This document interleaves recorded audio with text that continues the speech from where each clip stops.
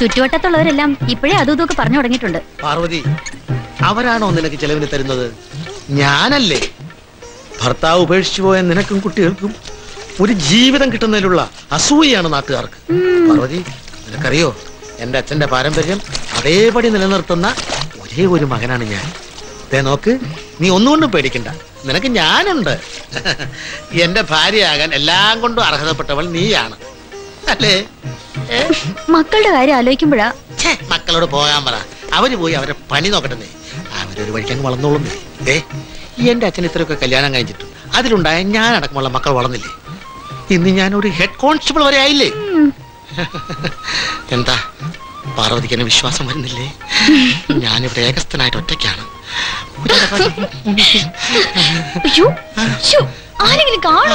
നമ്മുടെ ജീവിതം നാടകം ഇവിടെ തുടരുകയാണ്. ആരാ? ആരുമില്ല. നീ ഇന്ന് ഷാമ്പൂ തേച്ചില്ലേ? വാങ്ങിച്ചു തന്നത് തീർന്നു പോയി. അത് നേരത്തെ പറയാഞ്ഞത്. വാസു തന്നെ ഇപ്പൊ എന്തിനാണോ ഇങ്ങോട്ട് കെട്ടിയെടുത്ത്? സാറിന് എസ് ഐ സാർ 2-3 പ്രാവശ്യം അന്വേഷിച്ചു. അതിരിക്കട്ടെ, ഞാൻ ഇവിടെ ഉണ്ടെന്നുള്ള കാര്യം നിനക്കെങ്ങനെ മനസ്സിലായി? ഞാൻ സാറിനെ തിരക്ക് ഈ വഴിക്ക് വരുമ്പോ സാറിന്റെ തൊട്ട് വെച്ച് കുട്ടികൾ കളിക്കുന്നുണ്ടു. എന്റെ അനിയന് പണ്ട് വാരിയിട്ടോ ഇതിന്റെ കുട്ടികള്. ശരി സാർ.